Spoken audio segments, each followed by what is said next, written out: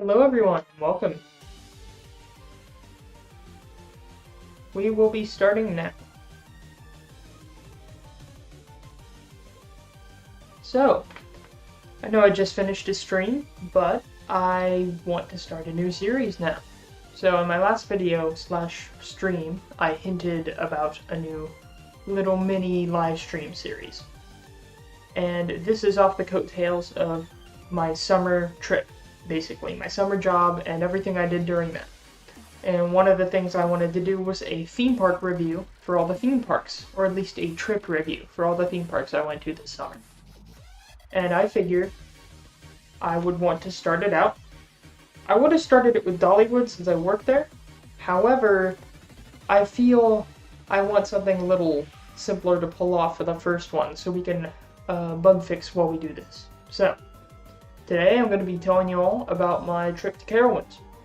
So I haven't been to Carowinds since I was really young. Like, I could not remember anything about the park, other than it was, between North and South Carolina. So I decided, while I got in there for free, while working at Dollywood, I wanted to go there. So I took another intern from Dollywood, and we both went one day. And I drove there. So my trip to Carowinds started with a 4-hour drive from Pigeon Forge to around, I think, Charlotte it was, where the park is. And that is through an interstate highway that runs through the mountains, and it was a 4-hour drive through fog in the early morning, so I wanted to get there at a decent time so I could ride most of the rides. I was there mainly for the coasters. That's the thing. I tried to get as many coaster credits as I could. So we got there, and we started going around only after the parking, because I thought, I assumed we wouldn't get parking free, even though the person I went with told me we would, and I ended up being right. We ended up not getting parking free, so as a result, oh well. But aside from that, it was quick to get into the park. I mean, there was a bit of a line outside, but there always is. And we started riding rides. And I'm going to go over them. I had a specific order, but I want to start with a specific one. So this isn't just a tier list. I'm going to make... I have things to say about things other than the rides. However, we're going to be doing a tier list for this first part. So, I have my tier list right here. Kind of bare bones. The ones on the bottom I did not ride during my time there. Some of them were down, some of them were too long, and we didn't have the full day, because we still had to drive 4 hours back, so we didn't do all of them. But the first one we did that day was Copperhead Strike. Now, let's see which one that is. It was this one. So, I heard this was one of the better rides in the park behind the hyper coasters. So we went to that one first. And I have an interesting story with it. We got in the line early enough to where it wasn't a terrible wait, and we got on relatively quickly. On top of that, it had a show scene.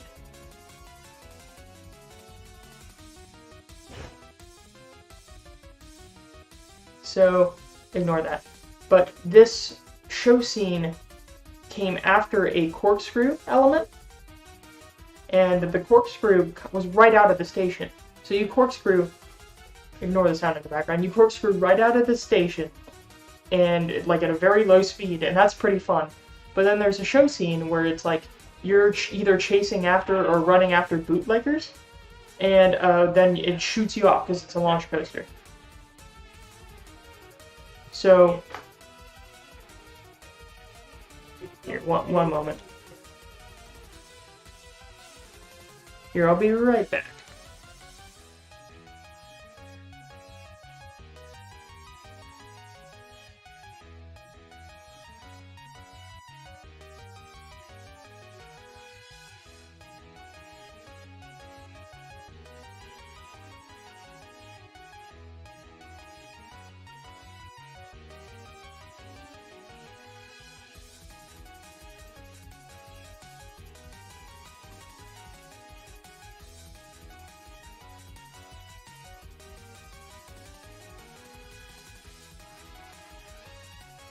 Alright, sorry about that.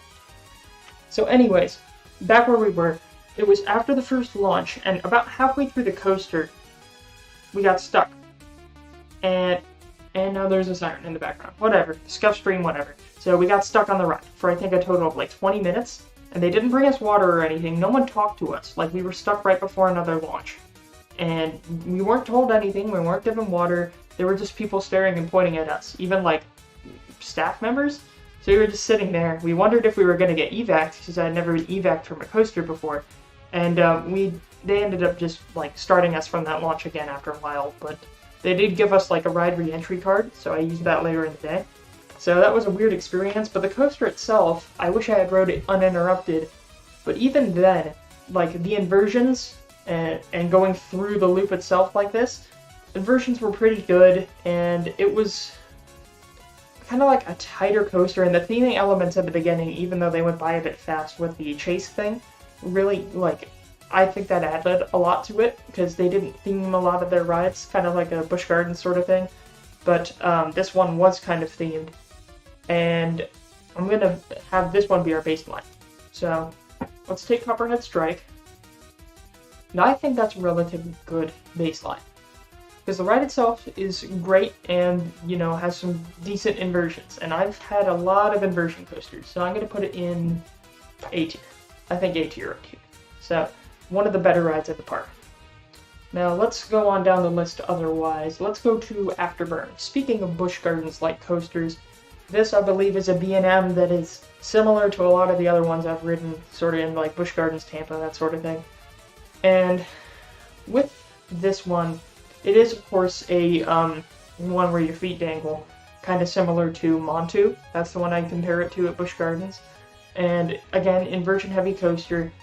The thing is, it would be better for me, but I've been on so many coasters exactly like this, or at least with a similar feel, that I just, like, it's not as innovative for me specifically. I know that's a skill issue on my part, but, I mean, it's a decent coaster in itself, kind of tucked away near the side of the park, near the entrance they never use, because there's two different entrances, and weird thing is, like, right next to this, there's a weird abandoned dinosaur park you can, like, peer through the trees and see, like, while you're going up the stairs to wait for this ride.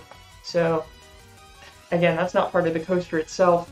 However, it's not as good, I don't think, as Copperhead Strike, so, but it's better than some of the other ones here. So Afterburn, I think I would put in B tier. Just average. I rode it twice. It's one where I was fine with riding it twice, because the line's never long enough to where you would need to wait too long, at least while I was there. There were moderate crowds in the park when I was there. Not as bad as I thought in terms of crowds, but still. Let's move on here. Next one on the list is Intimidator. I got a hat for it, so we're ready. Intimidator is one of the two hypers in Carowinds. Or, actually, no, that may have been a hyper and a giga, I don't know. I don't know all the coaster terms. I'm not a big coaster nut. Well, I am a coaster nut, but I'm not as big as the ones that were, like, talking to me about it, like some of my roommates were. They were asking me all about it when I got back. So, Intimidator. It's another really fast, really solid ride, honestly. Again, it's one of those smooth sort of hyper coasters. There are a lot of those like that. Oh, thank you for this sub. But on top of this, I will say it's not as good as the other sort of really big coaster they have. However, I am a big fan of hypers because I haven't ridden near as many hyper coasters. So that leads me to wanting to put Intimidator in. Let's look here. How about, do I want to put it above or below? Slightly above Copper. Because I think it's better than Copperhead, and I did ride it twice. I only rode Copperhead once. But, and I like that it's themed around, you know, ya boy. Actually, do I have, oh, here, I have some merch for ya boy here.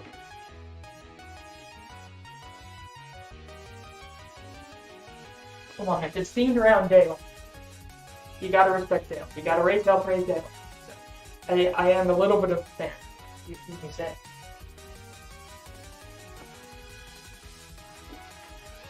Now, let's move on. Next one. That would be Gold Rusher. Gold Rusher is an old, I think, Arrow coaster. Has some inversions, kind of slower. Only thing is, it has 2 lift hills, and the first one barely does anything. Like, actually, I think 3 lift hills? Or I may be confusing it with a different one. But one thing I find with, like, the wooden-themed arrows, even though they're steel coasters, the sort of wooden mine train-themed arrows I've been on a few, they just don't get to the heights they need. I think they would benefit a lot just from having a bit more speed behind them. This one was just, I don't know, a bit too slow and a bit too rickety for a steel, but then again, it's an old arrow, but I only rode this one once, and honestly, I'd probably pass by it again. Let me head back to our chart here. I'll put it in, here to the other ones here. I'll put it down in D. Not the best. Now let's move on. How about Vortex? This was my first standing coaster. I would have also been fine with it being my last standing coaster. This one's a bit rough. Also, we were waiting in line for like half an hour because some of the guests in front of us didn't realize that you can't, like, I think one is a amputee, but they wanted to go exit through the exit even though they couldn't ride, even though there was another set of stairs they couldn't exit down, and they kept arguing with the attendant about it, and it was a whole mess. But that aside, ride itself, at first I thought that, are all standing coasters like this? Are all of them that uncomfortable on, you know, your lower areas? But then I wrote a different one later in a different park review, and I found out, then the other one's smoother, so this one just, I don't know if I had a bad ride or not, but it did not feel that comfortable. However, it is, you know, novel to stand up while riding a coaster, so I'll give it a few points for that, since it was my first standing coaster. But how does it rank compared to some of these other ones? I will say taking inversions on a standing coaster is definitely a different feeling than you get before, since it just feels like you're getting rotated like an idiot. So, Vortex. Where do I want to put Vortex? I want it in C or D? I think I'd rather ride Vortex again than Gold Rusher, because Gold Rusher's just boring. Put it slightly above? Yeah, I'll put it slightly above the Gold Rusher for now. Next one. We already did Copperhead Strike. Any we missed so far? We've done all of these. Alright, next one. Here we are. You know, the highlight of the park. Fury 325. I did get a shirt for it. Zoom in on that part, yep. So, what else can I say? It's the best ride in the park, hands down. You know, it's even faster than Intimidator. At least seemed like that to me. It goes all the way through most of the park, or at least most of the sides of the park. And I forgot, I think it's a Giga? I don't know.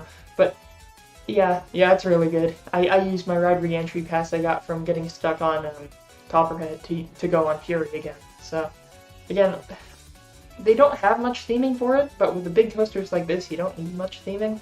The ride itself is the theming, and the hype around the ride is the theming. So, it's definitely a rush, I'll say that much. So, I enjoyed it, and funny thing is, there's like one pole, like one of these supporting pillar poles thing, more than halfway through the ride, that I'm pretty sure if you have long enough arms, you may smack that pole. And if you smack that pole, or at least it looks like it, and if you smack that pole going the speeds you're going, you're losing your hand. So, other than that though, it's an amazing coaster, best in the park. I'm not really going to try to separate too much from the mold here. So, I'm going into S tier with it. Best ride in the park. Alright, next up is, I believe this is Carolina Cyclone. Now this is either an old Arrow or an old Vekoma, I forgot which. But either way, kind of rough. In fact, very rough. And it didn't make it better that my head hit the back of it a lot. The guy who I was going with told me to keep my head against the back, and I tried to at first, but all the padding on my seat completely wore away at the back of my head. So I slammed the back of my head there, and it hurt like hell. And that was like in the first drop or two. And then I just kept my head glued to the back, so it's not the best experience. And again, it's an old coaster showing its age. But, I mean, the loops are fun, and it's kind of a shorter coaster, so where would I rank Cyclone? I would put it put above or below Vortex. If I got a better seat that didn't hurt my head like that, I may enjoy it more. I'm just trying to think about whether it or Vortex is better.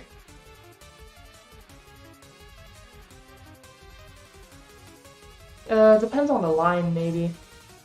I'll slightly give it to C tier. I may change that later, but I'm thinking C tier. So, because again, but it's not that much above Vortex. It's very close. And now going on to the last one is Hurler. It was a big woody in the back of the park. Big wooden coaster, and I thought it was gonna be really interesting. I didn't like the big just metal building they set the station in, but then again, I mean, a lot of coasters are just in big metal buildings. I just feel like they could theme it a little bit. I don't know what theming they would stick on it. But the ride itself, very rickety, and I do like rides like that, but I remember the restraints. It has a bad restraint system. Like, I think some of it goes around your ankles, if I remember properly, and that just reminds me of like some of the newer restraints on like Tigris or something at Busch Gardens Tampa or something like that, but like the bad parts of it only.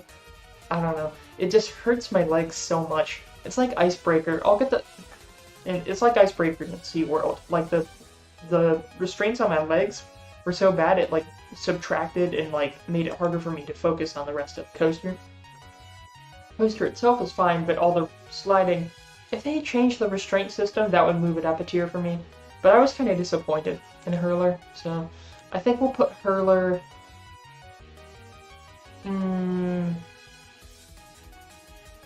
I'll still put it above Vortex, though.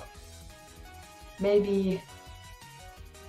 Actually, I think I'd still ride it over Cyclone, though, because I am a big fan of rickety wooden coasters, even if the restraint's bad. So, the restraint's the main thing holding this one back. Yeah, aside from that, that's all the coasters I really rode. But I do want to talk about some other points of the park as well. So, if I look into it, it was a really hot day that day. And I didn't buy anything in the park because I would have like bought a soda or something normally. Never mind, I take that back. We bought lunch. It was at a Chick-fil-A, but like the only things you could buy in the Chick-fil-A were a sandwich, a large fry, and a drink of 2 sizes. Those were the only 3 options. You couldn't make it a bundle or a meal. Those were the only 3 individual separate items you could buy. And so I got one of each, and it ended up being like $20. And yeah, it's theme park food, but like, come on. I was just surprised by how little selection there was. And I've seen Chick-fil-A's in other parks that have better selection than those. And yeah, I know like some people bring up, you shouldn't be going to the Chick-fil-A because they have their own food there. But like, come on, I don't know. I just... So, I didn't spend any other money because honestly, it was so hot that day. Like, the heat index was well over 100. I was just glad to get the free water they were handing out because the free ice water that they hand out at the most of the food locations is like the most satisfying thing ever. Like, or I'd just be in a line with like the ice cubes left from the cup, and that would satisfy me more than anything else would. So I didn't need to spend a lot of money on food aside from lunch. So, I don't know, I thought that was a fun tangent. I did also ride some flat rides there. One of them, it stopped working right as I was about to get on the ride, which sucked. Although I did meet someone in the line there who was like wanting to go on the Battleship Texas or something, and we struck up a conversation. I was wearing my hat from the Drake NFL channel, so we struck up a conversation about that, which I thought was funny.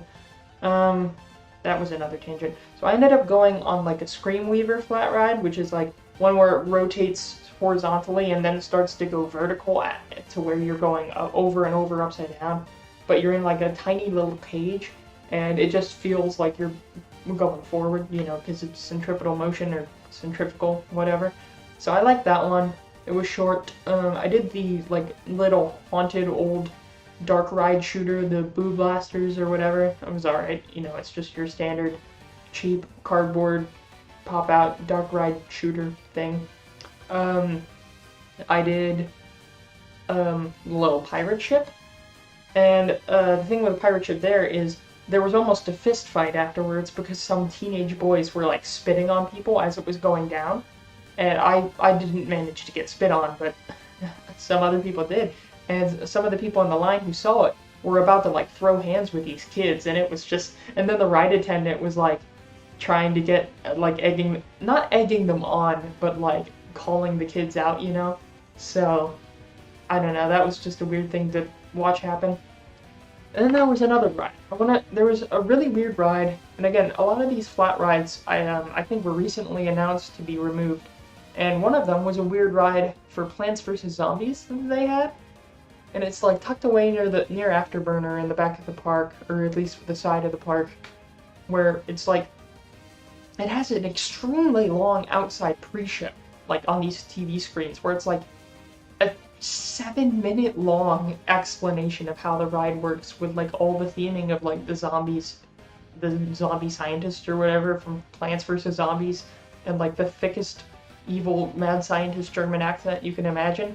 Like, someone probably uploaded it to YouTube. I would take the time to watch it, because it's just insane how long you're waiting for this stupid pre-show to go. And they had to do it before they load every theater. So it's like a theater-based motorcycle-style mount, but you have a blaster. Like, you're sitting on a stirrup, or like, not a stirrup, but like a saddle sort of thing. And it's a screen-based shooter ride with everyone else next to you. And it's 2 teams and they compete. And then they always just load it left or right, so if they load the plants team first, so most of the people in the ride go on the plant side of the theater, and a few people go on the zombie side, so the plants always win.